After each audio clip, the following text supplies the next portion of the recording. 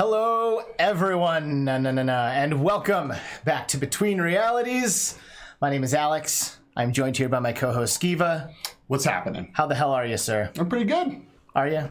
Yeah, you know, life's a little crazy for me at the moment. Yeah. It's been throwing me quite a few curveballs that have hit me in the face. Yeah. But, you know, life is, I really can't complain too much because a lot of people have it a lot worse than me. And, you know, dude, good. You basically stole it from me. I was going to say it's all about perspective, man. Yep. And I feel like you're a dude that's got your head on your shoulders. So no matter what happens, I think you're going to be good, brother. Yep, for sure. But you have my support and you have the support of this amazing community who has joined here in the first moments of Between Realities. Quick shout out to early joiners, Sweaty Nugget JJ, Mateo311, our homie who's been streaming all week long and busting his ass to grow his channel. Aspen Darkfire, what's up, man? Good to see you. Tones My Bones, always here, and thanks for joining us as well. Risky Business, you know we love you, and my nemesis in Beat Saber, Delirium Drew, who I am coming for on October 13th. So get ready, because good old Drew. It's going to happen, and I'm honestly a little scared because you're fucking good at that game.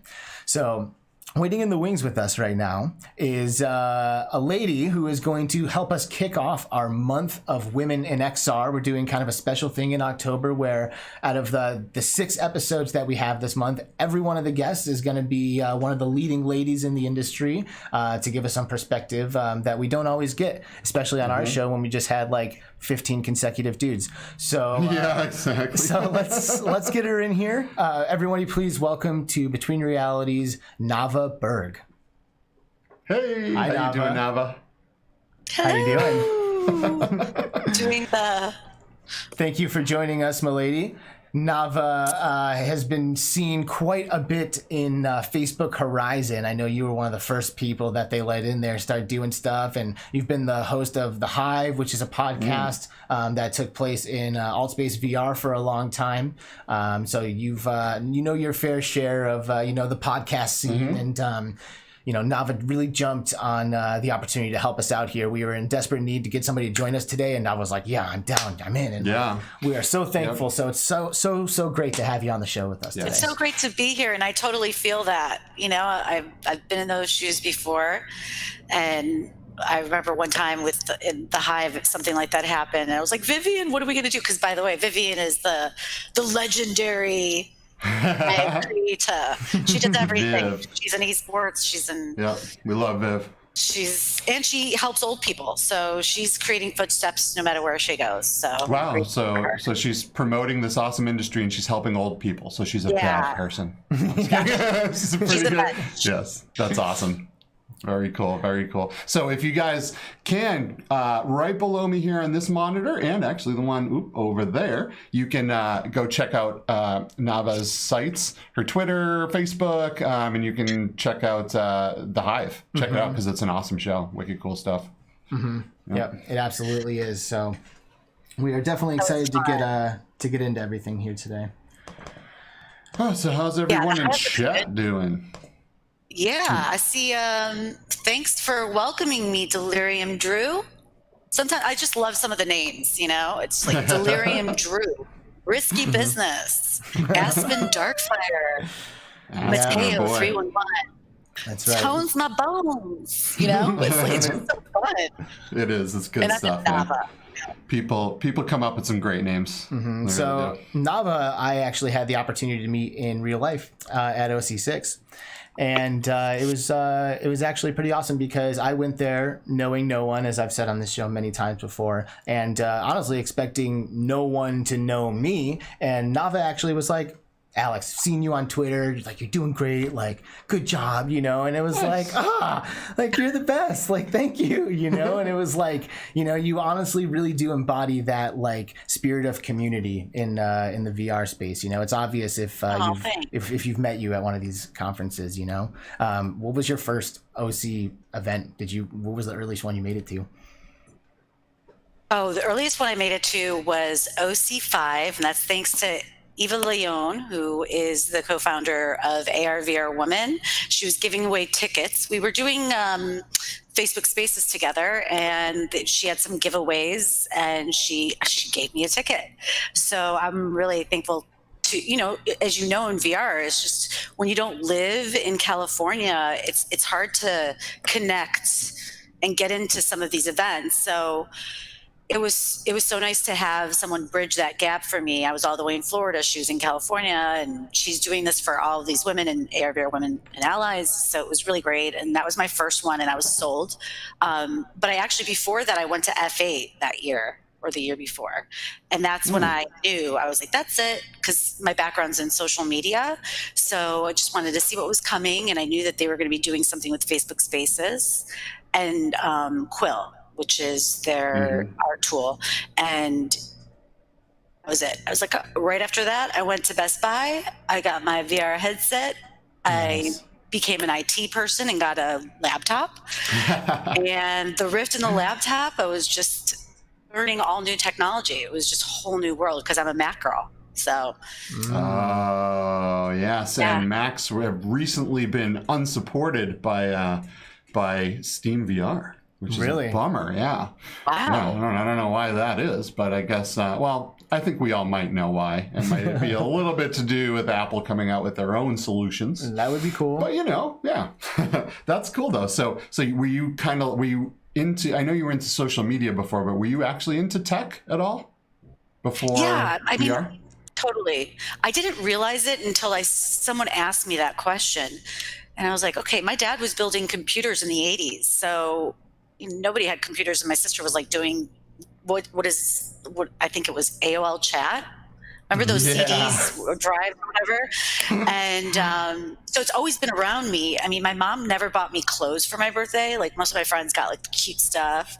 Yeah. So she would buy me technology. She'd buy me a computer or a TV or a headphone or a Walkman or whatever, you know? So I guess it was kind of ingrained in me in the beginning, which, you know, then social media and then virtual reality. As soon as I saw that, I was like, I'm over this 2D newsfeed. Let's get immersed. Yeah, I want to hang out with people. A lot of bullying, people getting things the wrong way in social media. So it's where VR is so different. You know, you hang out with someone, you get to know them much better. You're not going to be, there's no miscommunication there. Right. Yeah, you totally get that sense of presence, like you're actually standing there with them, which is pretty awesome. Because you know, when you live far apart from the people that you love and care about, or your friends, you know, it's just great to be able to face with them and share experiences and go places and do things. So.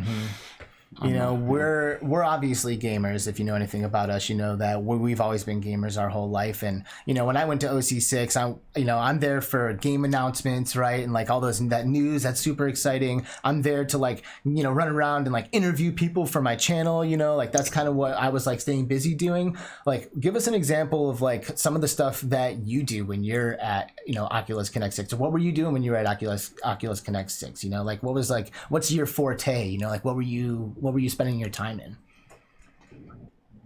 You know, it's funny that I noticed that right away when I saw you. I'm like, I love he went up to people, would ask questions, and they were good questions, and you were enthusiastic. It's nice to be around content creators that just, you know, want to build community. So what I was doing at OC6, actually at OC6, Sonia Haskins, aka Hasko, got me a ticket to OC6. So I was really thankful for that. So I was helping out them and doing videos and interviewing gamers. And I'd not really been too much in the gaming. I mean, yeah, I was like so good at Nintendo. And Super Mario Bros. 3 was my favorite game, but I didn't really get into the whole shooting thing, right? Except for like ducks, right? What was it, Duck Hunt? Duck Hunt. That was one of my favorite games. Yep. Yeah, so, you know, I started doing videos and just getting snapshots of people talking, getting together. So I was more of, I was doing a little bit of interviewing, but I was more doing it watching and sort of seeing how people were coming together. Kind of like documenting. You know, yeah, it was, the gaming community is really tight. And it was fun to be around everybody and learn a little bit more about that side of VR, because I've been so focused on the social VR side. I didn't really take the time to play too many games besides, Audio Trip, the dance ones, or Beat Saber. Right. So it was really a great experience to be able to be a part of that and videotape. And then also getting to know people. Just, you see them online, you meet them in VR, and then you get to meet them IRL. It's a great experience.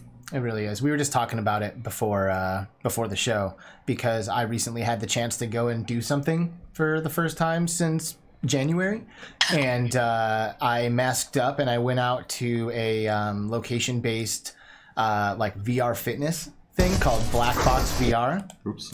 And it's like a Bowflex that has a HTC Vive that hangs down from it, and you're playing like a MOBA or a video game, like a tower defense MOBA game, and you're like powering up units and casting them by like doing resistance like workouts on a freaking like huge like interactive Bowflex that like moves and changes based on what you're doing in the game. It's pretty awesome, actually. And I had a great time, and I'm like trying to figure out a way to go back without buying a gym membership and like, see if it actually would do something for me, like if I did it like once a week or twice a week, maybe it would like actually get me some serious results. I could see it happening because it was pretty intense thing. But anyway, I got to go out and do something, and I got to interview someone just like I was doing at the conventions and stuff. And it was like, oh man, like this is the stuff, like this is what I want to be doing. Like really, for real though, like that's what I want to be doing. I want to be getting out there, just talking to people and becoming as much a part of this community as I can in the only way that I can think of to do it. I just want to do it. Get out there, man. So what did you think about this whole experience? What were your thoughts on it? I thought it was pretty awesome. I've played a lot of a game called Smite, which is a MOBA, and I've played a handful of tower defense games. Anybody who's played one understands that it's a pretty good feedback loop. It's it feels good to gain control of a lane and stuff like that. It's like a good blend of like some Beat Saber motions, which I think need a little bit of work but are close. And then once you do like your Beat Saber motion, it casts a hero, and then once the hero is out there, you pick a workout, and then it's like bench press, and then the machine goes and busts out, spins your play space around, you stand around and like lean up against the thing that's now protruding, and then you grab onto these things and just like and every time you rip on it, it like launches a firebolt from your side of the map. Wow. So I'm like cool. Like launching firebolts, and he's like 4 or 5 hits from dead. So I'm not thinking about how many reps I'm doing. I'm thinking about how close he is to dead, and I'm like, die, 2 more hits. And then like it spins around, you get a break, you do a different, you pick the thing you do. That's it was pretty cool, man. And it was a single player experience. What's that? Yeah. Eating and working out. I mean, you can't get any better than that. Yeah, it is. Yeah. It is literally like an integration, way more so than anything else. And like Beat Saber, for example, is a great workout, a great cardio workout, but there's no resistance. Like you can't like get swole by doing Beat Saber. Right. Like, you could get swole doing this, especially because it ranges in intensity. It's like a machine that changes the resistance. So it doesn't matter if you're a bodybuilder or if you're a little stick figure, like you'll get the workout that you need on it, assuming that it does what it says it's supposed to do.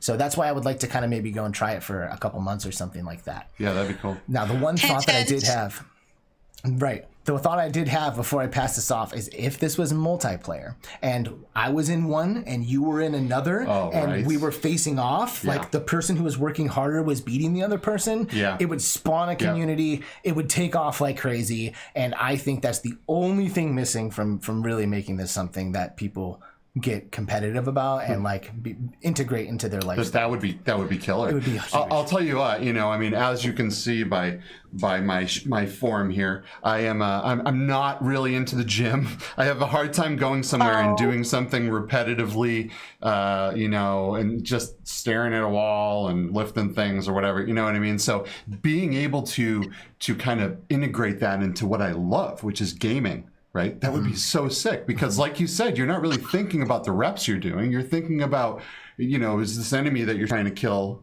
you're killing them. You know what I mean? And that's what I need for motivation, and that's why life or death. I die if I don't do this. Right. No, well then I'm not doing it. I need VR and I need gaming experiences, and and I'm gonna be focusing on that quite a bit. I'm gonna get my VR workout routine on.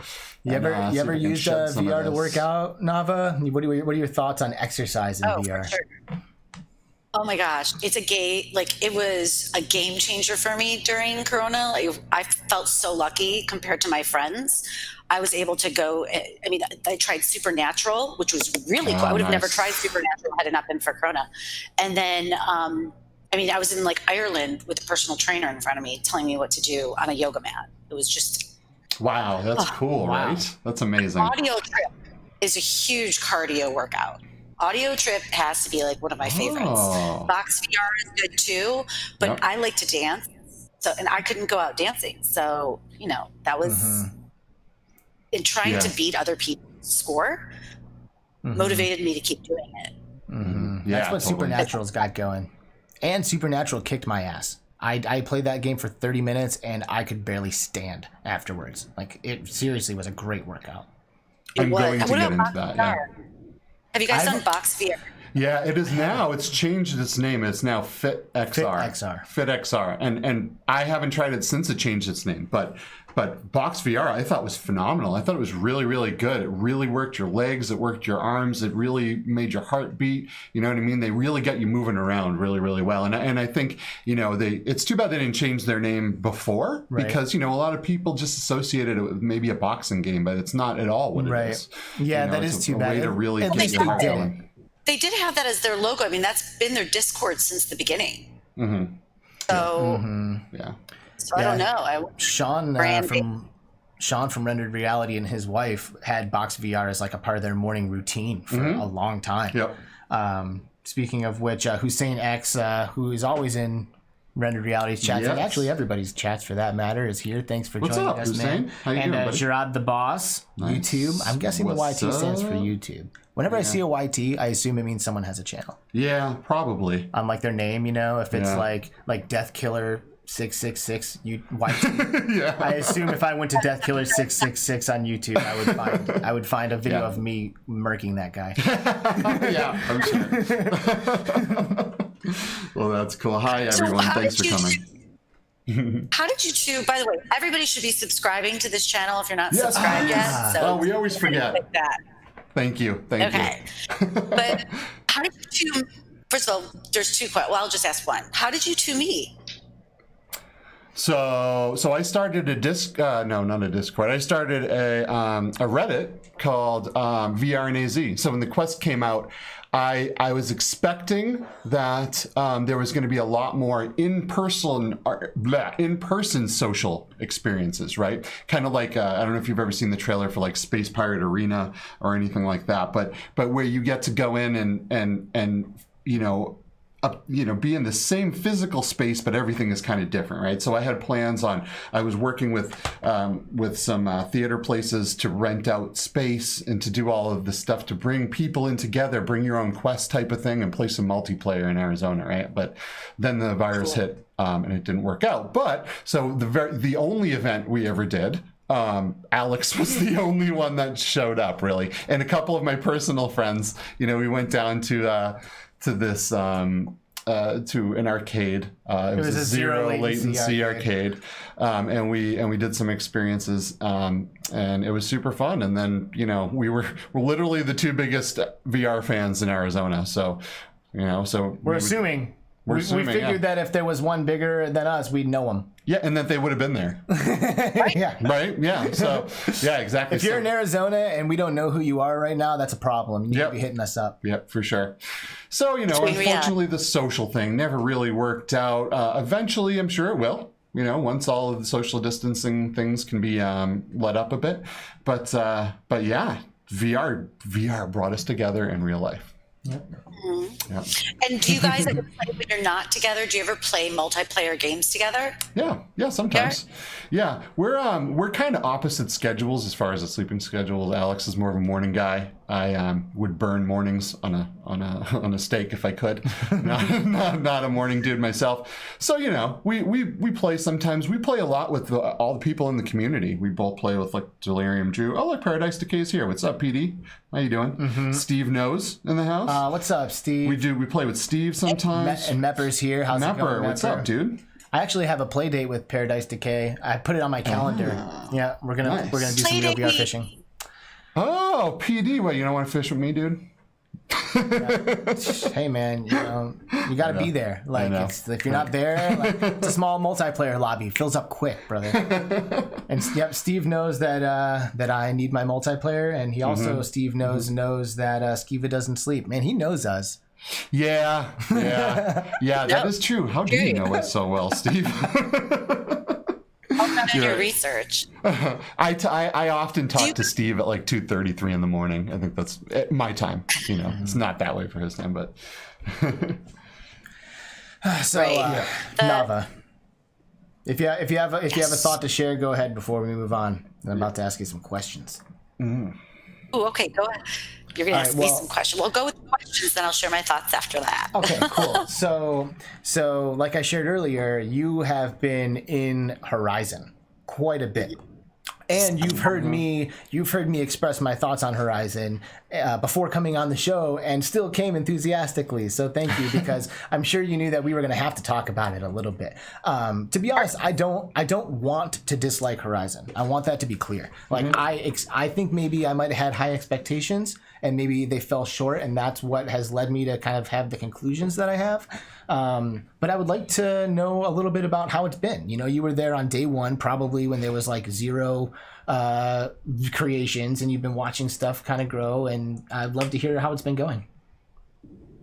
Yeah, I mean, I wasn't on day one or anything, but I definitely, I joined in the early beta, and I was very excited because I was a big Facebook Spaces fan, because I met a lot of people, artists, women in XR, just a bunch of different people, and ended up meeting them in real life. So it just proved to me through firsthand experience that being in VR, feeling the presence really creates more meaningful relationships than I've ever had in social. So in real life, I have a lot of meaningful relationships, but on social media, when you meet people, you don't really have that connection. So when Horizon opened, I was like, okay, I'm in. I was so excited. It was almost like a kid in a candy store when they're 8 years old. So I went in, and I am by trade not a developer. I can figure problems out and solve my IT solutions or whatever, but I'm not one to sit in front of a computer and do Unity all day. So when I knew we were building, I was kind of nervous because, I don't know if I can do this. But I said, if I can do this, anyone can do this.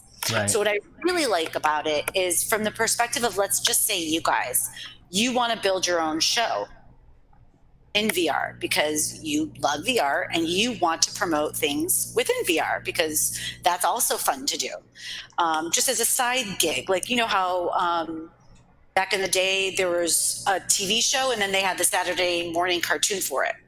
So it could be, not that it's a cartoon, but so anyway, so I was in there and I was building and just thinking to myself, you guys want your show, you could build it yourself. You don't have to depend on someone else to do it.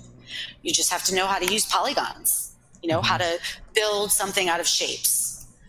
So anybody out there, study your 3D shapes and get creative, and you can literally build your own little area, and then you can go live from your Oculus dashboard. So also what I like about it is that there's a community of people in there that are also building, and you can build together, and that changes your relationship with them because you become creative together. And I think that's a really hard thing for artists. They sometimes feel alone in VR, and Horizon is giving a solution where you don't have to feel alone. You can do this together in VR. That is the number one selling point, in my opinion. The fact that you can do the world building simultaneously. Yes, that is huge. That is the thing that Horizon has that nobody else has. Yep.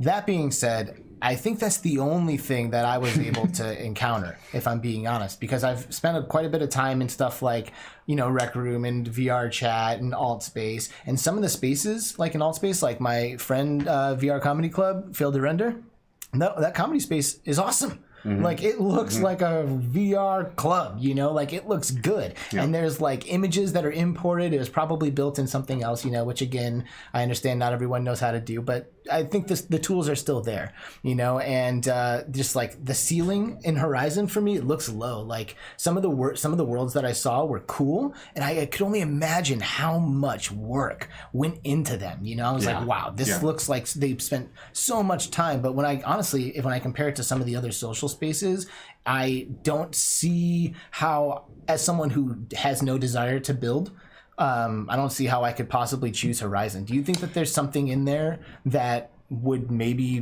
be a good reason for me to go into it? Of course. Well, hello, you can meet up with your community in there. That's true, but it's not the only app that I can do that. You're right, but the thing that I like about it, just from the social media perspective, if you're a brand or a personal brand or an influencer, or just from that perspective alone, it's almost like having groups in VR.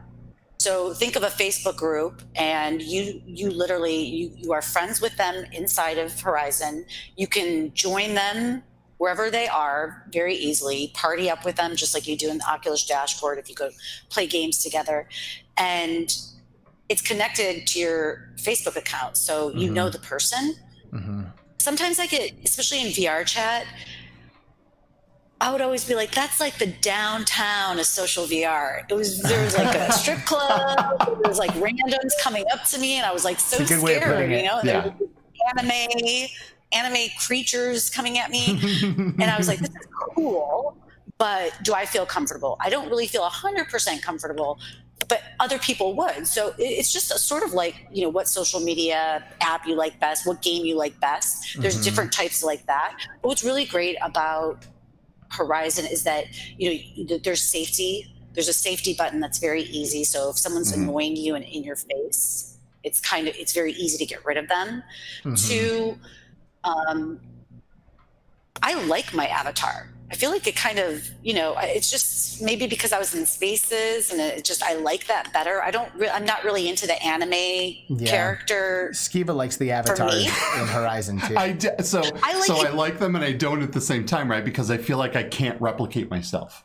Like the animations are amazing. I feel a sense of presence that I don't feel in Altspace and VR chat, but there's no facial hair. The avatars come default very feminine. You know what I mean? And that's okay. But for a while I didn't even know. I was like, my Facebook Horizons is broken. I can only be a girl. I really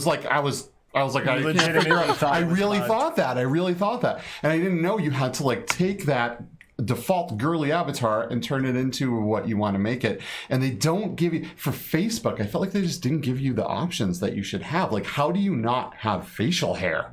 What? They do. It's so weird. What? Well, you have to think of it this way. Facebook's under so much scrutiny. It's so different than maybe a smaller brand or a startup or, just not a Facebook to do things that might stand outside. They're much more under a microscope. I feel like a lot of the things that I hear about Facebook, well, hello, it's like on almost every app.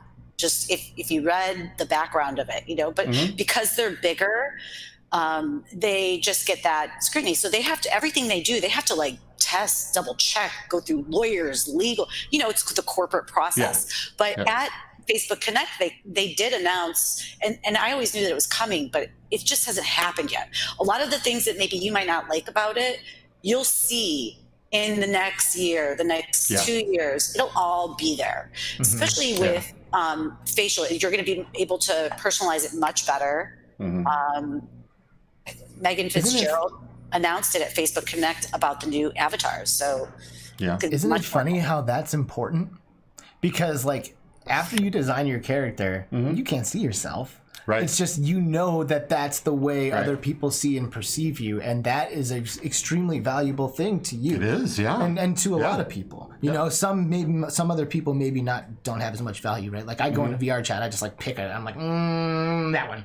You know, like I'm not like, which avatar represents me as a person? You know, like I let me come through that. Which is funny because you're all about self-expression and especially I'm surprised at your take on not wanting to build anything, because me and you were very active in the Mario Maker community back in the day.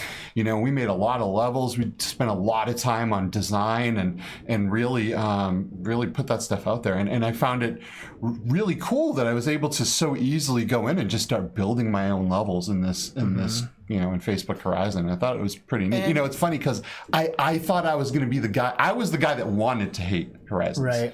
Because I'm like, fuck Facebook. You know what I mean? Like I wanted to dislike it, but I like it. I don't know why. It just like connects with me for some reason. The way the avatar, it's really the avatar system, even though it's not as customizable as I'd like right now. But it's just very lifelike. You know, every time I talk to someone in there, I'm so mind blown by their facial expressions and really feeling like they're able to express the eyes, the mouth, everything. They did a fantastic job, I think. Yeah. The eyes are the best part of the avatar, I think. I have, there's a girl, Paige, a woman in XR, Paige. She is Better World Museum. She created the Horizon Art Museum. She's got an art school in there. When we were talking in the beginning of when we were testing it out and building together, I looked at her eyes and I was like, it's just so crazy. I feel like you're really looking at me. Yeah. I'm just like, this is so crazy. It's just wild. And Alex, I know that you're going to love it once we all go in together and you experience building together, because that part of it, or even just hanging out, you know, take selfies. Come into my futuristic retro studios. You guys could go live. I'll videotape it. You guys could do a little show there. That'd be cool. Yeah, it's a lot of fun, and you're in VR, so you're able to interview people that you want to. You can't do it now, right? So why not? There's people that are so incredibly talented. I was at a Women in VR meetup yesterday in Horizon. Megan Thompson, Willow Moon Art, Lori O'Neill, and Eva Leon, and we were just talking and asking each other questions because there was like some icebreaker questions in there. And I just thought, this is just so cool. I'm able to really get to know them. And if I want to interview them, I can, you know, to spotlight them because they're doing great work. And just seeing it, you know, Victor Rydell, like he is, oh my God, his world is crazy. What he used with text, sort of like what you used to do in emojis or in a text message with symbols and characters. He did that with the text gizmo, which is crazy. It's a lot of fun, and I think what's cool is that you could do escape rooms.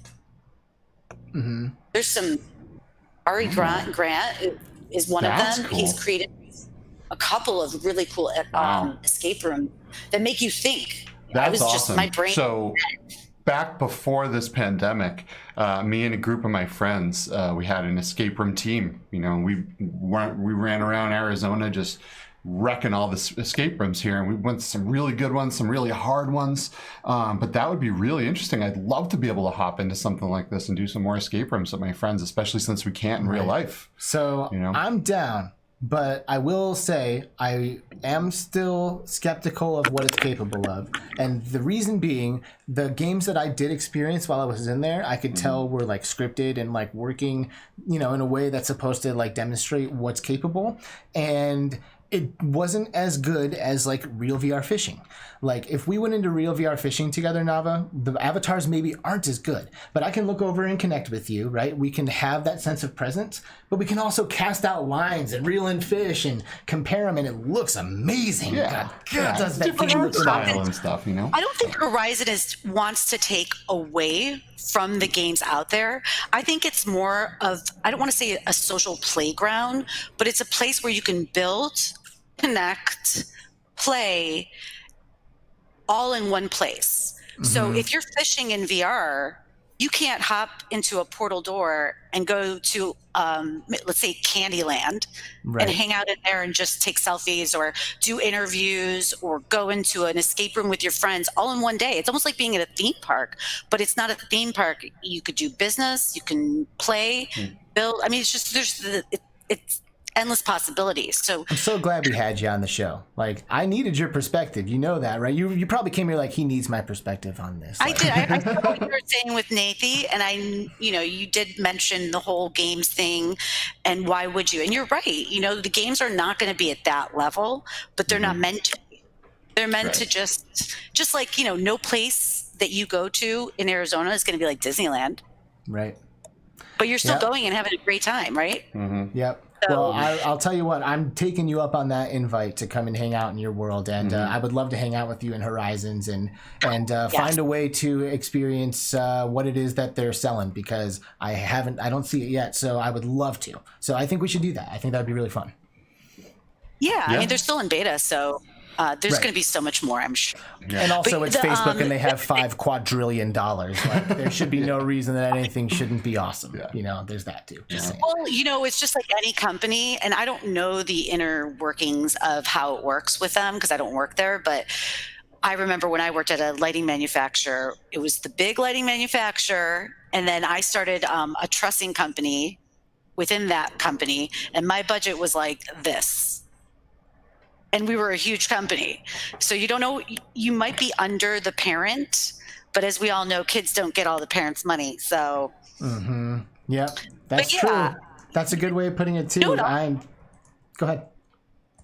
What else is really cool is venues, and it parlays into Horizon. The same avatar. If I change my outfit in venues and I go into Horizon, my outfit from venues is going to go into Horizon. I really like the new venues. That is cool. I really do. I feel like they improved it so much. Just being able to walk around in the spaces, go upstairs, downstairs, hang out with people and chat while the show's going on. I feel like it's way, way better than the original venues. I'm much more apt now to use that as I was before. So, yeah. I went with Kathy Hackle to Steve Aoki concert. Oh, I forgot about that show. Oh. Well, don't forget, October 9th is Charlie XCV. I'm not saying her name right. You know Charlie, the singer / DJ. She's going to be there on October 9th. So definitely put that on your calendar. Nice, It just came out through Tidal, which if you don't have VR, you can always do it in 2D. But what's really the experience we had, first of all, we met new people. It was like being at a concert. There was, almost 15 people in the room where we were. You can go on the balcony, and the immersive video was, I felt so immersed. I'm a huge fan of Steve Aoki now. I wasn't really that big of a fan before. Nice. That is the way to become a fan of something, is to see a live show. Yeah. And be like, wow, that was great. I'm listening to this from now on. For sure. What's the set list? I need that. I really wanted to see that. I'm so bummed. My life has just been crazy lately, and I've been missing things. But man, I wanted to check that out. Steve Aoki's pretty cool. I think he was supposed to be in Vegas when we were at CES. Right? Was he there? Yeah, I was trying to get hit with that cake, but I don't remember what happened. Also, we'll say hi to a few new people in the chat since we last checked in. Obscure Nerd VR has been here typing away and chatting it up. So thanks for being here, man. Reckoner VR, who has released his book as of a couple weeks ago. The Memory Engine. Memory Engine. Pick up that book, guys. Get it? It's good. Yeah, it's like a Ready Player One type of thing. It's all about VR and this XR industry, but it's you know science what, fiction. dude? It just looks great sitting on your nightstand. Yeah. Like, it just is sitting there, like, makes me feel like I'm an adult because I have a book on my Because you have a book. You've given me a feeling that I didn't expect to have. So thank you, Gary, for that. Sweaty Nugget, JJ still here. We got Marquito in the chat, who's been a supporter from the very beginning. Danny, what's up, Danny? Danny Hunkley, of course, who has also been a supporter from Mark Leno? the early days. Yeah, Marquito, baby. Good to see you, man. Love to have you. Paradise Decay still kicking around in the chat. It's awesome. So good. Awesome it's people. Seriously chock full of legendary people. Yeah. Yeah, this community is what got me into all this, man. You know, I love VR, and I want, I want VR to succeed more than anything I've ever wanted in my life. But at the same time, it's almost equally as awesome as this community. This community is just full of good people. When was the last time you've seen a community pop up that like everyone's awesome? Right. It's pretty rare. Right. So, and really good people. Like I said earlier, this month by complete accident, actually, we decided to do this Women of XR thing this month because we were just booking guests, and out of nowhere, I noticed that we had like 3 or 4 ladies lined up right in October. Yeah. And I was like, you know what? Like, let's theme it out. Let's make this like a totally like a women's month or whatever, because it's not often that the ladies get the spotlight. Yeah. And, you know, just talking to you, like it's obvious that the ladies within the industry are a tight-knit community of their own. It seems like you've managed to kind of find other ladies who are into the same stuff as you are and kind of like help each other grow and stuff. Has it been like that for you? Yeah. You know, I've been really blessed with women who have helped me out, given me free tickets, like Samantha Wolf, who focuses on the advertising, media, branding side of VR. She gave me a free ticket to South by Southwest, which was my favorite conference ever.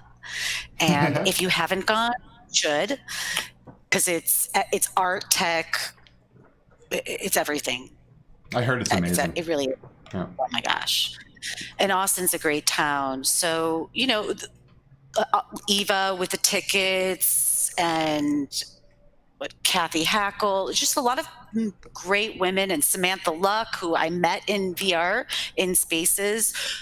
I just connected with her. We had this great relationship because of it. But, you know, I look to you guys. You have this, you know, you guys have people in this thread on YouTube, right? How great would it be to have a show where they're in your room hanging out on Horizon? Mm-hmm. You know, so we have stuff planned like that. We do have stuff planned and we've like explored this quite a bit. And since we're on the topic, I don't want to shift too hard, but I do want to hear what you have to think about this.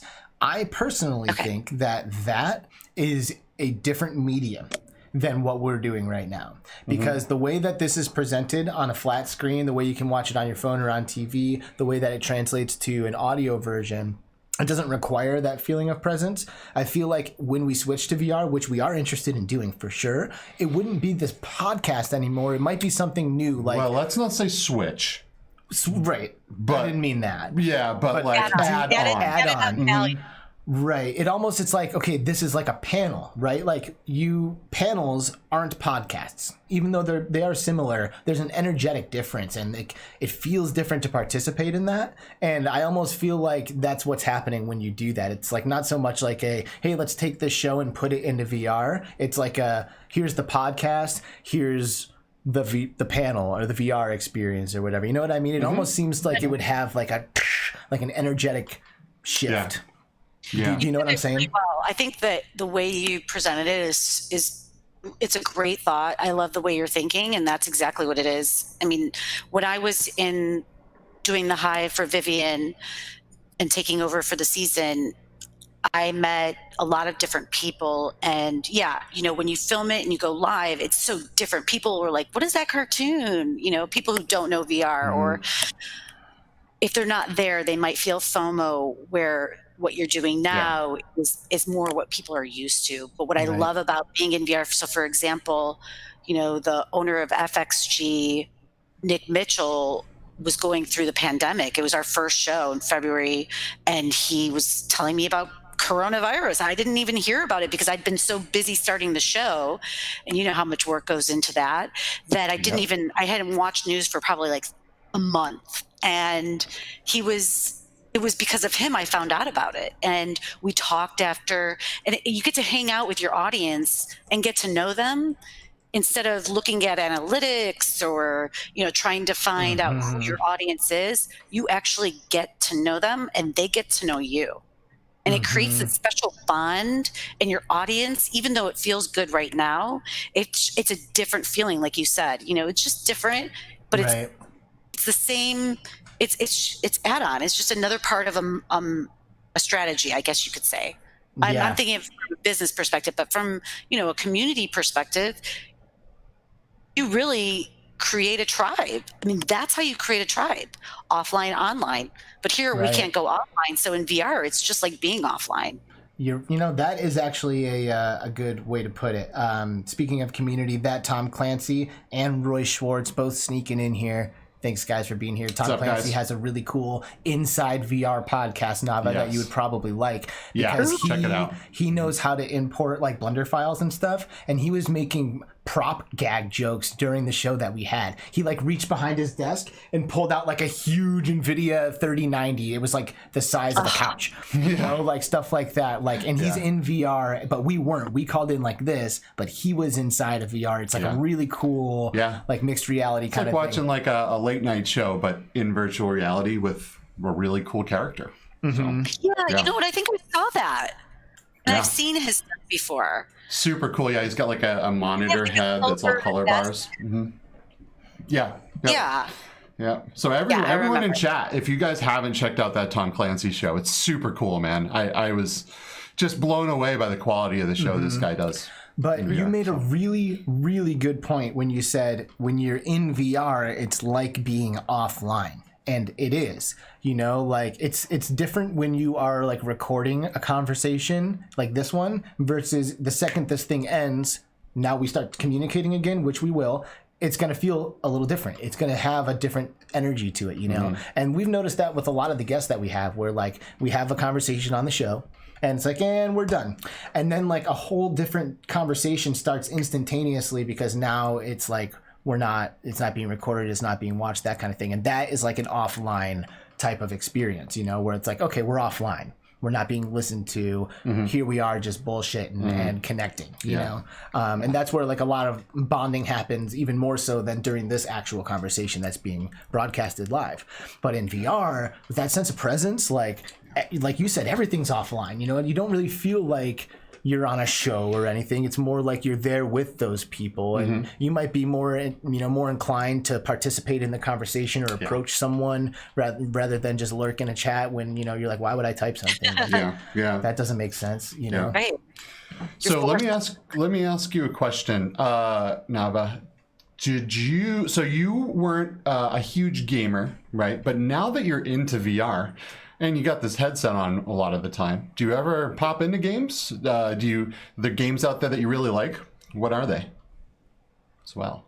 Yeah. I try, when it comes to scary games, Onward, I tried Onward with Vivian one time because I wanted to support her and she was doing so much, and that one didn't work out for me. So I thought that's a hard game. Yeah, I mean, I've played O-Shape. Okay, cool. I like that. I like anything where you're competing a little bit. I like to be competitive. I love escape rooms, so that's definitely fun. And then the dance one, the audio trip. I love audio. Star Troopers. The star. What one is that? The Starship one, where you all standing around trying to Space Pirate Trainer. No, it's like space. No, you're all standing around. There's monitors, right? And you got to communicate to each other. Is that one? Bridge Crew? Space Team. Oh, Space Team. No, he did Virus. They did a Virus one. It was on Steam. Oh, Virus Popper. Oh, Star Blazer. Yeah, Virus. Star Blazer. Yeah, Star Blazer. That was a good game. Yeah. Good game. And we gave away some codes last time to that game as well. Check that game out on Steam, right? Because they just went out of beta, right? And released full on Steam. So yeah, go ahead and check that game out. I love independent developers. They need to get more props for what they're doing because they're working so hard and sometimes not getting paid for it until they launch, and even then you don't know what's going to happen. So Pixel Rift, of course, Anna. I just heard so much about playing the game within the game, and I was like, oh, okay. Well, I want to see what's cool about this. Yeah. And it was very cool. I mean, when the mom was yelling at me, I was like, whoa, what happened? I didn't do anything wrong. Why is that kid like, stop yelling at me, you know? And they just released some DLC today. They did. Yeah.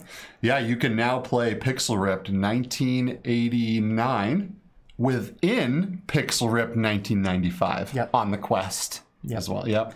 So you have to already own 1995 in order to be eligible to buy 1989. That was like the loophole. They had to sneak it in under the title. They couldn't put it on the platform as a separate title. Which is so crazy, right? That game is so good. Why wouldn't Oculus allow it just right onto the platform? By the way, as you guys noticed here, last week we did announce Anna Ribeiro was supposed to be on the show.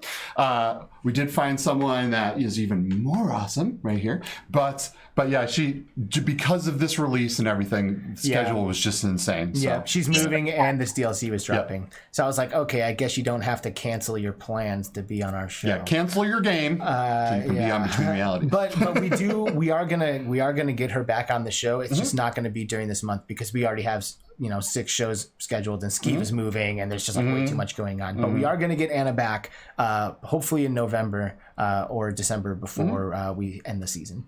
Yep. Anna's incredibly talented. She's great at branding, and her family is the one that makes her outfits. Yep. Oh, cool.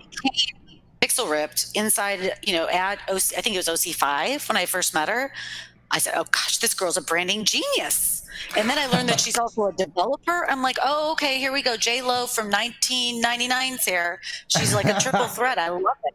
I just wanted to get to know her because I was so proud of her. I didn't even know her. I was just like, go girl, get it. So she's magnetic. Yeah. She's just magnetic. It doesn't matter who you are. You're going to find something to like about her. She's just charming. She makes good games. Yeah. Like you said, she's good at branding. Like she has a good character. Mm-hmm. She's just awesome. Too cool. Yeah. Too cool of a person. Yep. Yeah. I didn't know this before, but Caleb Eubanks, what is it? Reality VR? Reality. Yeah. I met him on the plane going to Oculus Connect 5, and I didn't know that he worked with her. It was just all of these things. Everybody's so connected. It's such an interesting Well, I think I think those two are connected a little more intimately than that. Oh, I think it's a great fit. He's such a sweetheart. Too. Yeah, I think so too. Oh, yeah, they're awesome. Okay. Breaking news. Yeah. VR entertainment. Yeah.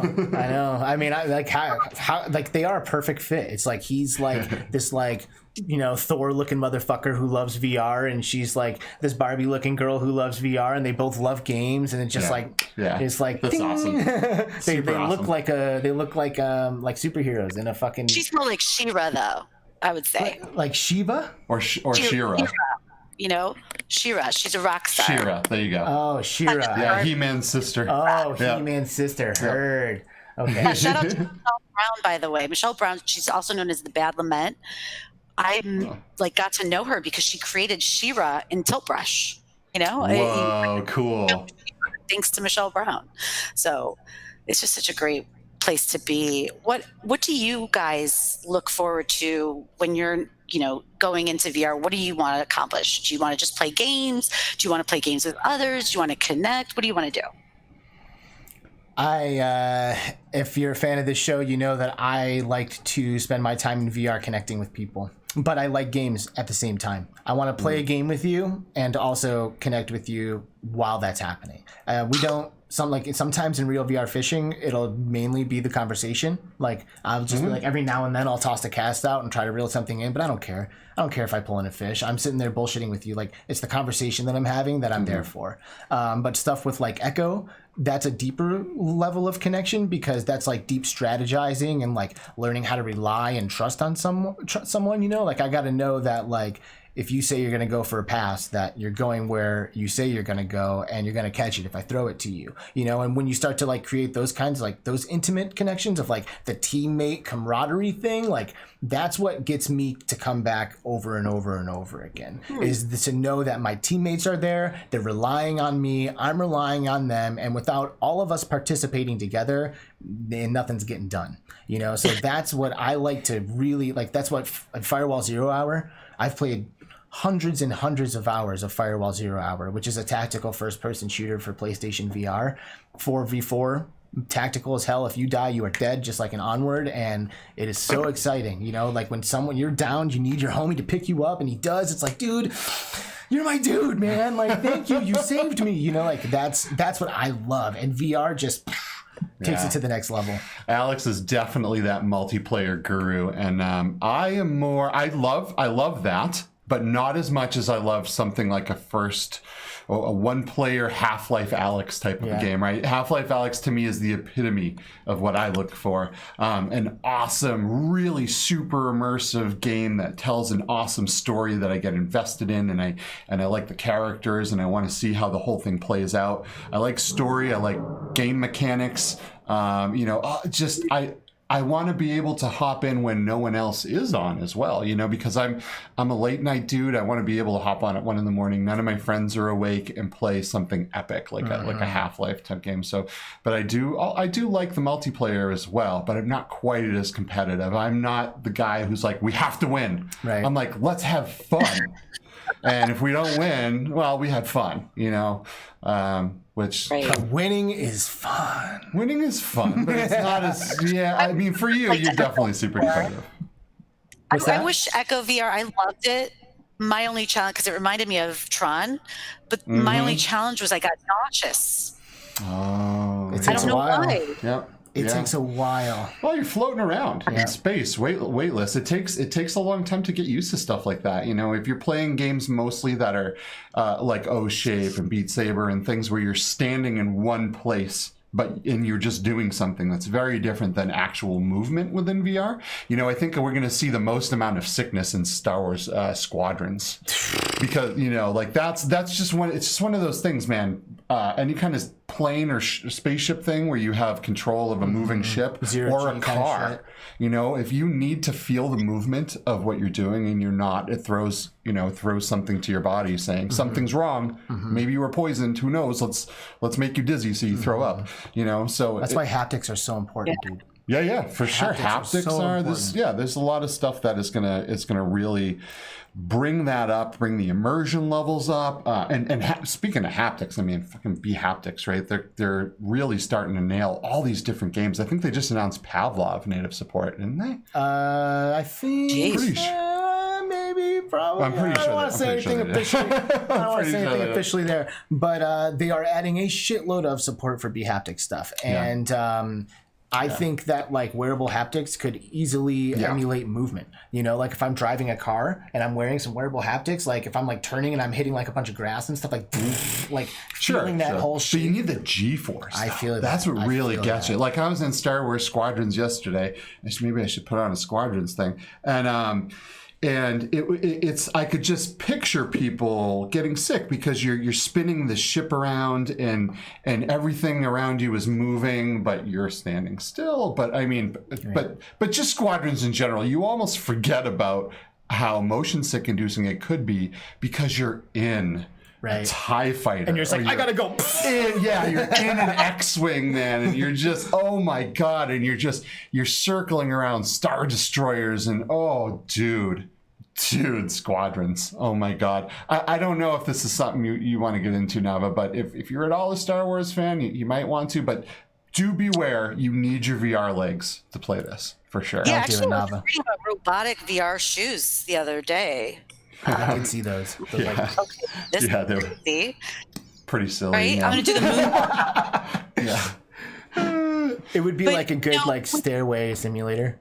Yeah. And I do use the cyber shoes quite a lot too, which is sitting on a stool and swiping your feet on the ground. You know what I mean? So it's not actually standing and moving like that. But, you know, I like it not for the immersion so much as the calorie burning. But yeah, those shoes looked interesting to say the least. I didn't see anyone running with them. Right. You know? Impossible. Impossible. Yeah, and you need to be able to run. Yeah. So you got to be able to. So dude, I don't know. I will say, dude, in that Onward tournament, I can't believe how much I enjoyed the immersion of the cyber shoes. Yeah. I have never felt it like that before, but I was using it when I really thought it was appropriate, when I'm like sprinting across the field, and like those moments are intense, you know, because you're about to be in the open. So I'm just like, scary. Just like, like running, and like it did add to the intensity of that moment, totally. Being able to like pump my arms and run with my feet, and it felt like I'm like sprinting for my life across the open field. Yeah, it depends how, right? It's all about immersion. If what was that? Like the haptics is so important. I mean, the first time I really felt haptics was with my controllers, playing Audio Trip, when I was touching the neon light to flow, I guess you could say. Mm-hmm. And I was that's why I loved it, because I felt it. I felt the movement. That's huge. Is that how it feels for you when you're in that haptic, when you get that haptic feedback? Oh man, 100.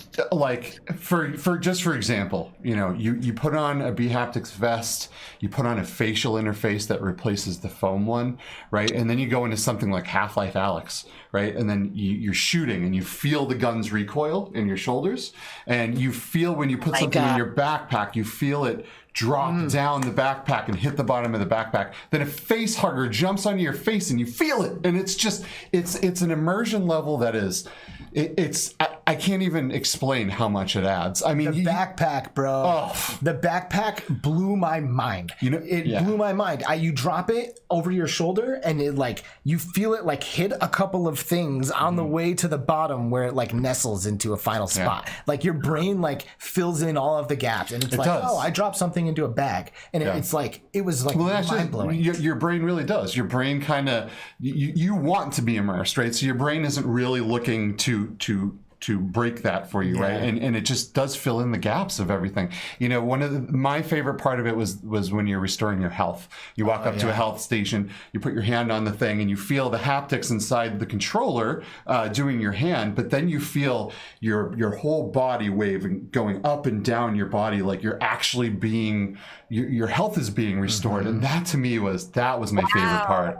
I mean, it was just so cool. Really cool. Your power being, because I remember the way I felt when my power was restored in like Mortal Kombat, or Contiga?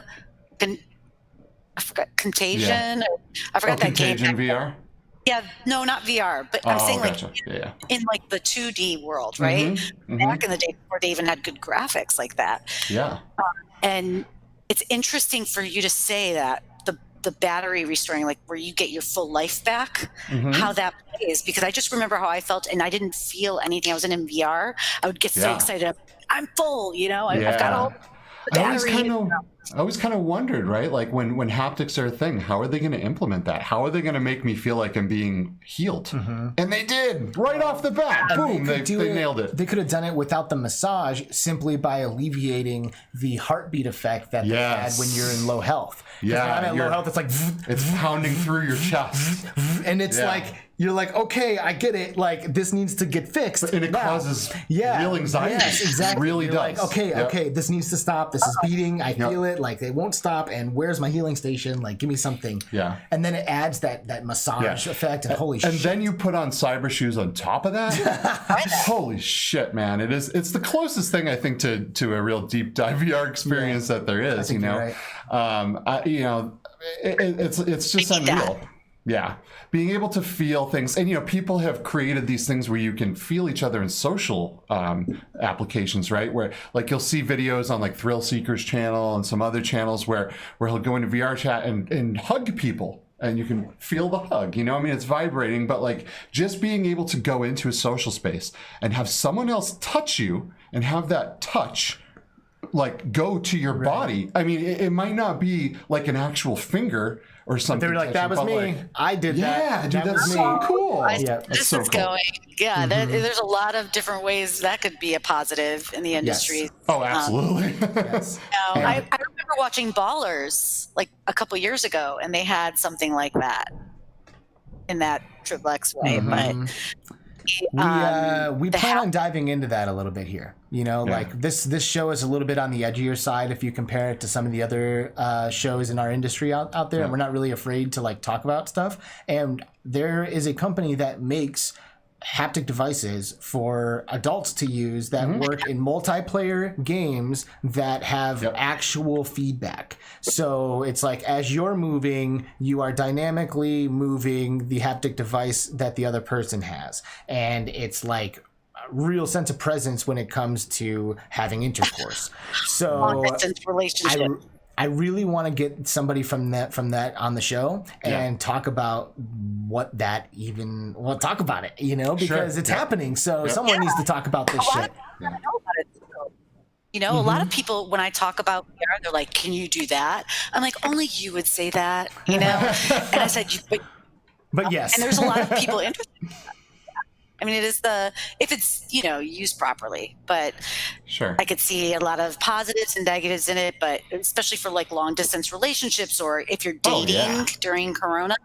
I mean, it's just what a wild situation. Sure but, I have a question. Yes. So in Netflix, there was that Game 4 series game. What was it called? Press Play or? What was it? High Score?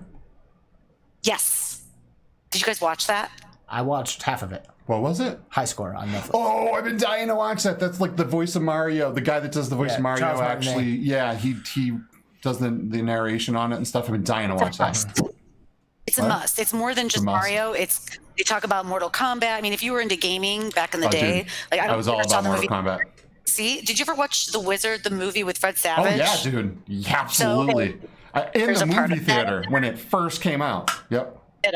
Because Super Mario Brothers 3, we were all ready for that. That was the first release and the very first view anyone got of Super Mario 3. The kids standing there at that esports competition and the big wall opens up and Super Mario 3 and I was sitting in the theater and I was like, oh. It was also they also did a thing with the Power Glove in that. Remember that? Like the dude was playing Rad Racer with the Power Glove.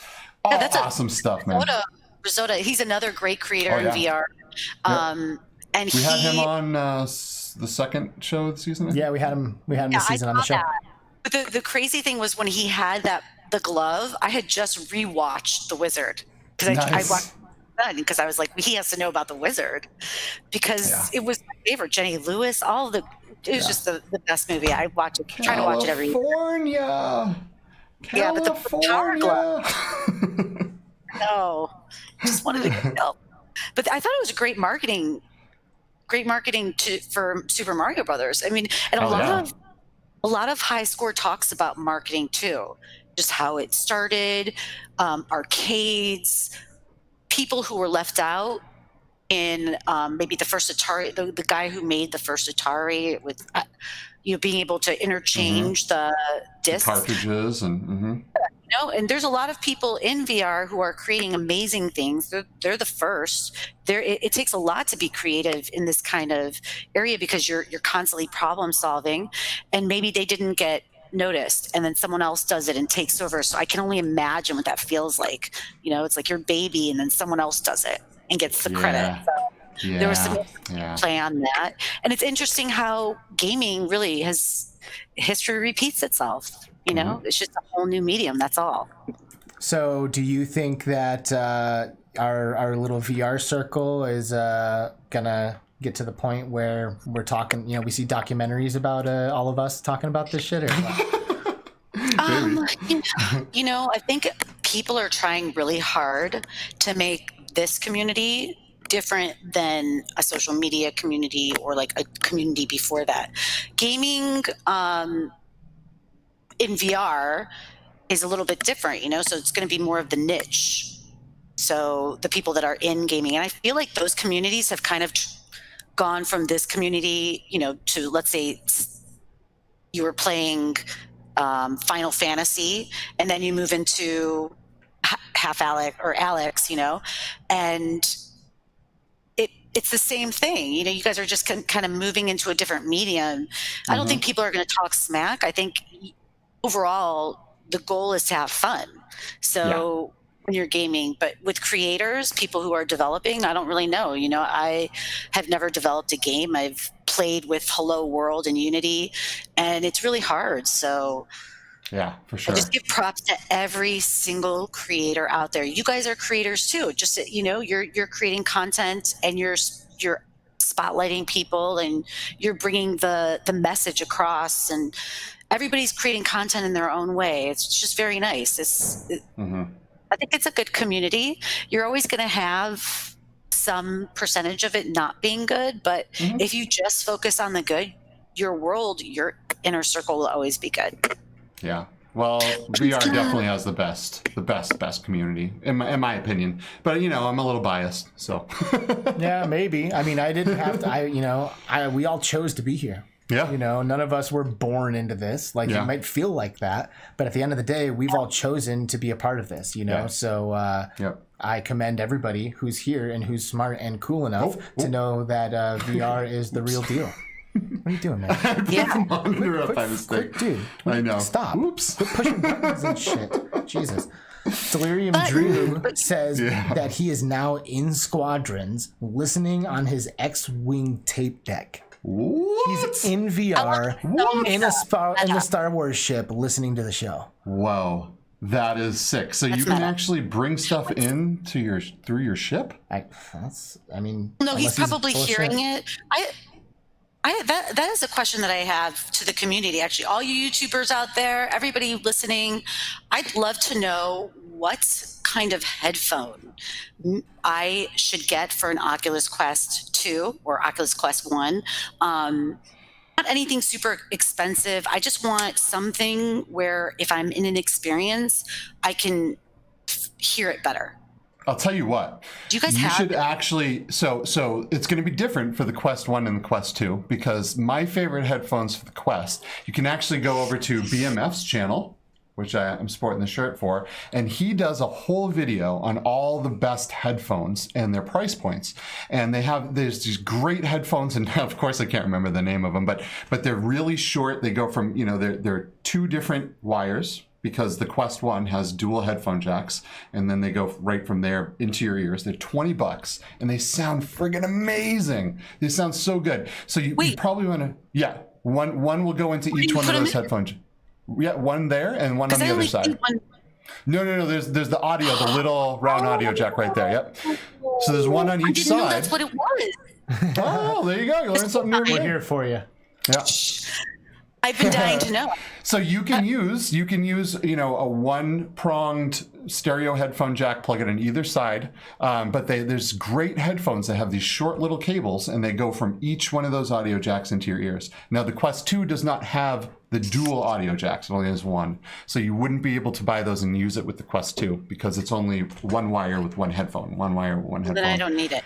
Right. So you'll have to be able to. How does I can't wait to have it. How do the Mantis work? Because those look slick on that. They do look slick, but I don't have personal experience. I just have the experience that the fellow VR community has shared, and I guess they work great. They clip onto all these different headsets great. They look fantastic, but the audio quality is meh.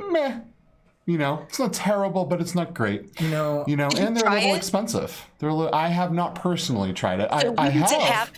You should have them on. He should bring them, and he should show them, or he should send them to you, and you can tell us. I did kickstart the Rebuff Reality VR ears, which are the off-ear Valve Index-like headphones. And a new Quest came out before you got them. Right. The new Quest came out before I got them, but they did go out and say, these are just as compatible with the Quest 2 as they are with the original Quest. So I am excited about that because, the Quest 2 has pretty much the same audio. But, these are off-ear headphones, which means they hover over your ears. You don't feel the pressure of headphones. And, they're going to be hopefully producing great quality sound. Now, me and you got to try them at CES in a very, very crowded show floor full of noise. They didn't sound the best, but they were also the very early prototype version. And it was like 1 million people around us. So it was really hard to tell. But I'll tell you what, I got the Rebuff Reality battery for the back of my Quest, and it is hands down one of the best Quest accessories I've ever used. It straps onto the back of the Quest. It provides an extra 3 hours of battery life or more.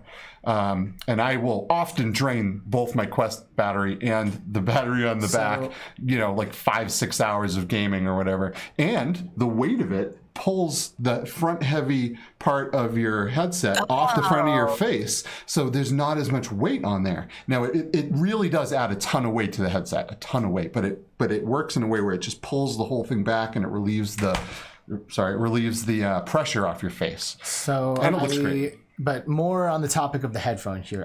There's a thought that I have that I don't know for sure, and maybe I don't think anybody here has the Quest.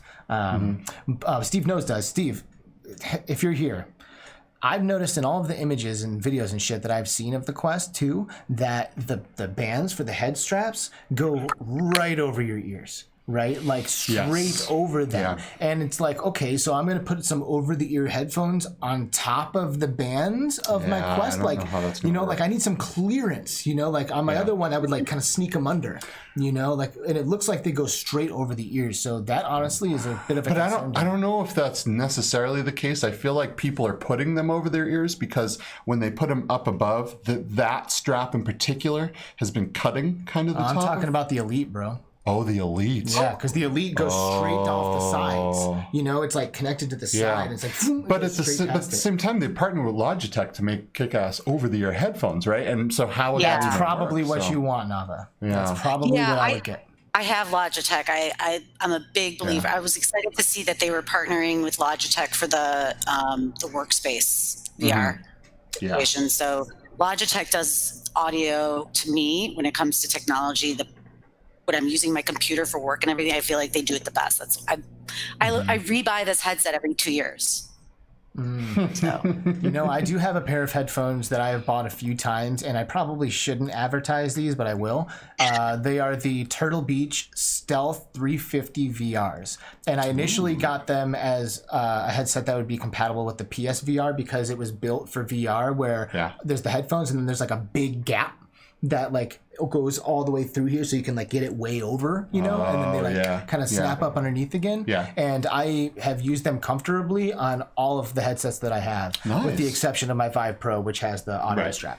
But I've used it on my Quest and on my PSVR, both of them, no problem. I love it. And it was like $40. So for $40, Stealth Turtle Beach 350 VRs are like a good budget way to get it done that you don't have to feel bad about if you like sweat into them or whatever, because that's another thing you want to think about if you're going to play Beat Saber and sweat into these really nice headphones, you might trash them out. Yeah, for sure. Do you have a Quest 2 pre-ordered? Oh yeah. Nava, have you gotten hooked up? I feel like you're so close with Facebook that they would hook you up to keep doing Horizon. No, I didn't. I'd like a hookup. Then I can give the headset to my mom so she can play with me. Right. But I right away I was just thinking to myself, do I need to do this? I mean, I could buy other things right now, but I'm in VR building sometimes in Horizon for 5 hours, and with the Quest, it really gives me sometimes a headache. Not a headache, actually. It doesn't give me a headache. What it does is it gives me this, red face, VR face, whatever. And it just sits, I have to take it off.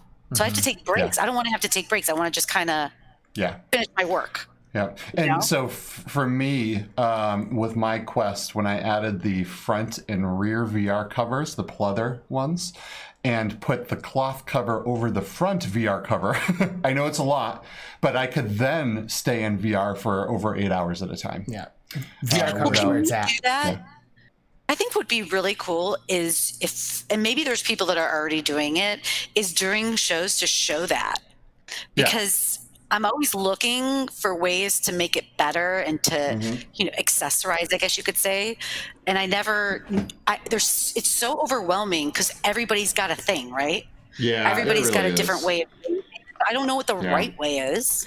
There is no right way. And sometimes really, it's what you want to spend for money too. Well, not always, because sometimes people will sell it because they got it for free or because, they're not really using it. Because maybe they're not in VR with the Quest that much, but they're still selling it on YouTube. So I'd like to get it from someone who's in there, like you. You were saying you can be in there all night where your battery dies. I mean, I'm always plugged in with my Oculus. So this right here, if you can see it, is the Rebuff Reality battery that goes right on the back and it adds a bunch of weight. This pad here makes so much difference. I can't even tell you. This is the rear VR cover pad. And this thing will make a ton of difference to the point where I don't understand why Oculus didn't do it themselves. Because it would cost more and they'd have to charge people extra for it. There's this facial interface, which I have the pleather on, and then I have the cloth over the top. It's kind of hard to see on this, but with the combination of all these things has made this a really great device. No, it's not what comes with it. So you have to buy a different interface from VR Cover from that company. So, all in all, the thing is you can make the Quest very comfortable and you can make it a device that you can be in for a long time, but you're not, you're going to spend a lot of money doing it. And, with the Quest 2, I ended up getting that Elite strap with the built-in battery in the back. I did the same. Right from the get-go. So, it's not going to give the battery life that I can get out of this with these two batteries. I mean, it's still going to be very limited compared to this. But at the same time, I'm hoping the size difference and the weight difference really is gonna help with that device. So, yeah. Anyway. Okay. Another question besides that, and this would be cool. I want to write all this down. But another question is batteries with your controllers. So I've been one to grab it at a store, and maybe I bought the cheap ones, and then I bought Energizer, and it was good, but it didn't last that much longer. And I don't know if it's because when I don't literally turn my head, take my batteries out of my controllers, my batteries die in my controller. Yeah. What are the best batteries to put in? I don't want a rechargeable one because I'm never going to be responsible for that. Yeah. I'm never going to. That's what I do. I use rechargeable for a couple of reasons. First of all, batteries are expensive. The Quest 1 controllers go through batteries ridiculous. It's ridiculous how fast those things die. Now, the good thing is the Quest 2 batteries in the controllers, it's supposed to last 4 times longer. 4 times on one AA battery. So, and we've been getting confirming reports from the different content creators who have it, that they really do last that long. So that's great. I haven't found a way to make my batteries last very long. I use rechargeables. I use the Energizer rechargeables. They recharge in 15 minutes. And then, you put them in a wall thing and it turns green when it's ready. But, other than that, I was throwing away so many batteries. I actually felt guilty for what I was adding to the landfill. So I ended up going and getting rechargeables, but just as they wear out so fast. Tyco Tech, Ty Hurd of Tyco Tech has done the legwork. He has tried the batteries, and in his affiliate links is some brand of batteries that he claims are the shit.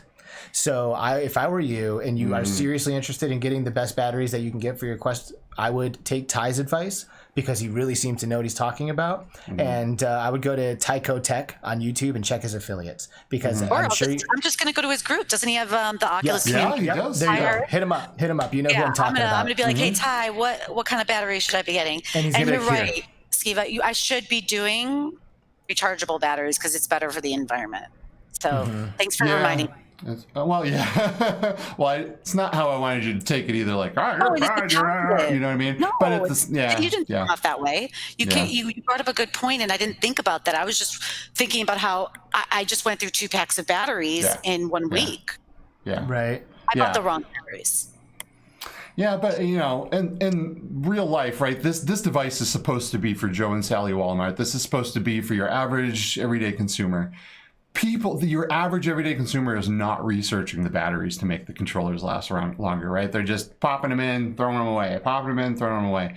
So, I'm really excited, that being said, about the Quest 2 having 4 times longer battery life with standard batteries. I think that's a huge thing because it's very immersion breaking when you're in the middle of some competitive gameplay. You're in Solaris Off-World Combat or something, and all of a sudden your hand disappears. Or it just goes up like this. Yeah, right? It just flies away. Yeah. You're like, where did it go? It's not as bad as Windows Mixed Reality because anytime that thing loses tracking, your controllers just fly straight away from you and woo, where did my hands go? So Navah, you've actually been great like as Yes. far as like you're like, you know, you're like engaged here and you're like asking questions and stuff, you know, which not everyone comes with like their own like, hey, by the way, I have a question, you know. But I did let you know that I often will bounce the ball into the court of our guest and just give them the chance to like bring up something or talk about something that they thought like needed some attention. And I just wanted to give you that chance officially, you know, if there was like something that we should be talking about before we end the show, or some thoughts that you had, or anything like that. I feel like you've been pretty forthcoming with your thoughts, but I just wanted to, you know, officially give you that chance to make a statement or ask the question or bring up the topic that we should address before we end. Yeah, well, I guess the topic, you know, we've talked so much. One of the main things were always like the accessories, and but what I would say is check out artists and see what they're doing and what they're creating. There's a couple groups, XR artists, that's by Kevin Ing and Mez Breeze, and then there's virtual animation groups. There is some really amazing art being created. And if you don't want to be a part of the group, you don't have to watch it. You just go to Oculus TV and check out these amazing pieces of art, because it takes a long time and these people aren't getting paid. They're doing just like how we all are, you know. And I think it would be great to start sharing or like, you know, engaging with their art, because it will take you to a good place when you go and you experience it in Oculus TV. And that's my one thing is all these independent artists are just like independent developers, except they're creating these one-piece magnificent worlds that you can kind of step inside of, where the gaming is a little bit different. So if you're in gaming and, you know, you're just in gaming, just take a minute and kind of really appreciate the beautiful art that's being created out there. You know, Rosie Summers, Sam Luck, like I said, Kevin Ing, Mez Breeze, The Bad Laments, Sarah Finn. I could go on and on and on, and I don't want to miss anyone. And if I didn't say your name, it's not because whatever, but I've been following this community of amazing artists, and I get inspired, and maybe it'll inspire them to do something different in a strategic game. You never know. It's like going I've spent a lot of time checking out stuff in Oculus TV, the stuff that was made with Quill Theater, and wow, right? Wow, people make some unbelievably amazing things. They tell fantastic, beautiful stories. You know, if you have Google Tilt Brush, fire it up and go into some of the artwork that people have created in Tilt Brush. It'll blow your mind. Like, I have a really hard time picturing that someone made some of this stuff. It's so detailed and beautiful, and it's just, I can't say enough good things about it. This is, if you haven't really gotten to go out there and check out some of the art available to you, check it out. You will not be disappointed. Yeah, thanks for bringing that up, Navah. That is the kind of answer that I'm looking for. By the way, future Between Realities guests, when I bounce that ball into your court, like, that's what I'm looking for. Like, what is it that you like? What needs the attention, you know? And you understand that that's a part of this community that could definitely use some love. So thank you for bringing that to the forefront. It's so. Oh, and it's let me just tell so you, good. if you like Star Wars, like Matt Schaefer has created this, like, it's not Star Wars, but these like ships that you can go into if you're like into the storytelling. And I don't know if you guys have heard of Studio Cyro. They did that bakery story. You'd love it. I mean, it's just, you're inside the story. It's the weirdest, craziest thing. And that's with like Nick Ladd, Dan Frank. I don't know if you know Dan Frank. He's the one that did the Spider-Verse, Into the Spider-Verse. Yeah. Oh, that was so good. I mean, can you imagine that stuff in a game? So you know, he has VR art available? The dude who did Into the Spider-Verse? He's part of Studio Cyro with Peter Ariet, Nick Diaz, and Fred Steif, S-T-E-I-F. Nice job. So it's, you know, these group of artists got together, started a studio. They've done, and Funi Nuni. I know the names are kind of crazy. They're Oculus names, some of them, but they came together from being in this virtual animation group and being in Quill, came together and they created the studio, and they've been rocking it. I think for Dead Mouse, they did a music video in VR, all made in Quill. Cool. So there's definitely something to check out too. It's just so much Speaking amazing of- art. Speaking of art and music, I'm kind of curious. Do you have any thoughts, or have you tried the Wave VR? That I have not tried the Wave VR, and I've wanted to. Yeah, it's because not on the Quest, right? It's a PC experience, right? But at the same time, PC, but I don't use it anymore because. Yeah, because the Quest is just so convenient, right? Yeah, it really is. But I mean, I feel like the Wave VR is probably up there with the most underrated VR experiences ever. I like agree. These artists come in live and they do a live show where they are creating these insane visuals all around you. Like it's like being in this giant hologram, and things are just happening everywhere. Yeah, that's dope. Artists are like disappearing and reappearing in all this pixelated craziness. It's just the coolest thing, and you know, and while they're doing it, the amazing music is happening, right? And it's all going. It's just, you got to try it. There is no way to explain the Wave VR without actually trying it. It is just so unreal, and I definitely want to give a shout out to those guys. Was done in there. The first VR burn with Natty Ice. She's a DJ Illuminati, and Savvy yep. Life from VR Live. They created this VR burn, so I guess I did check it out, but I haven't really gone into it like what I like to do, which is go in it a couple times, experience it, meet the community, see what it's like. So I haven't done that, but what they're doing, I mean, they got People Magazine, you know, I mean, they're getting outsiders interested, which is to me really hard to do.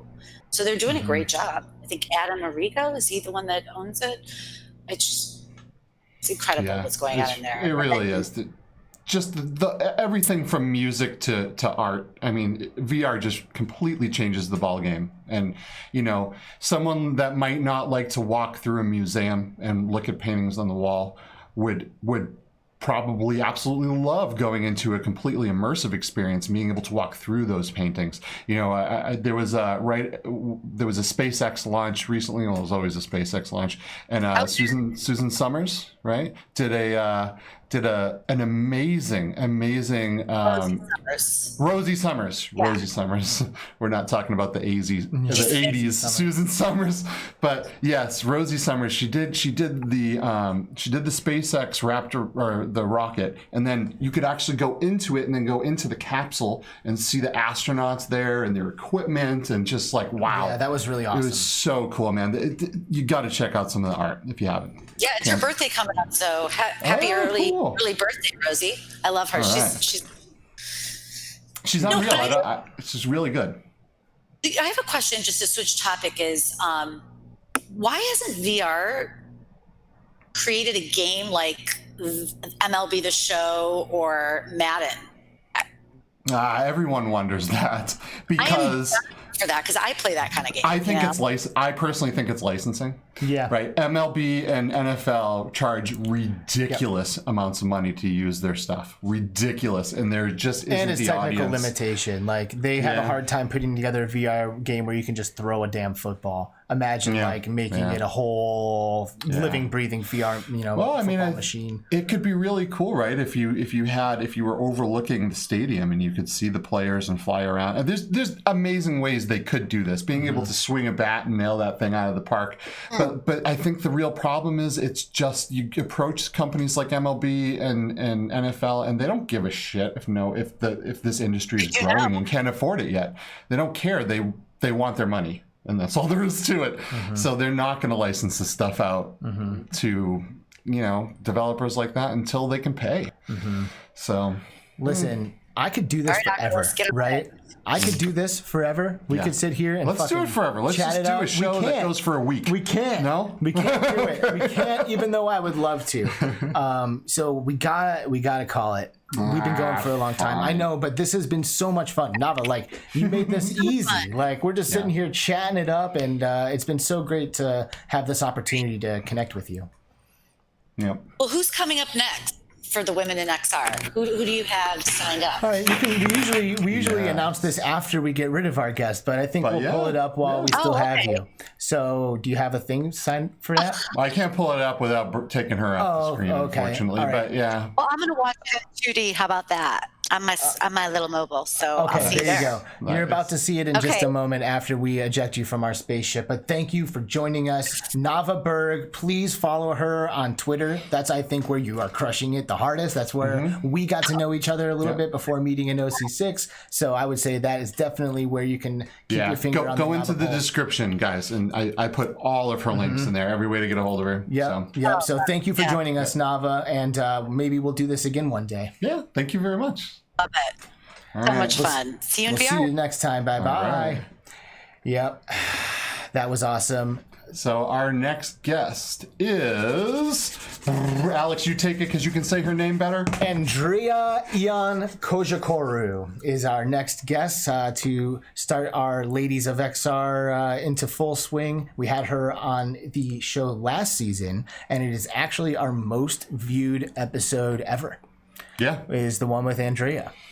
She awesome. Deserves it, man. She will melt your brain with some of the things she can talk about. She It's is absolutely amazing. Super smart. She is an architect in VR, a philosopher in VR, and finds a way to blend those two things together. And we are going to have a great conversation with her. I already know it. So next week, you're definitely going to want to be here to see us re-invite Andrea back to the show.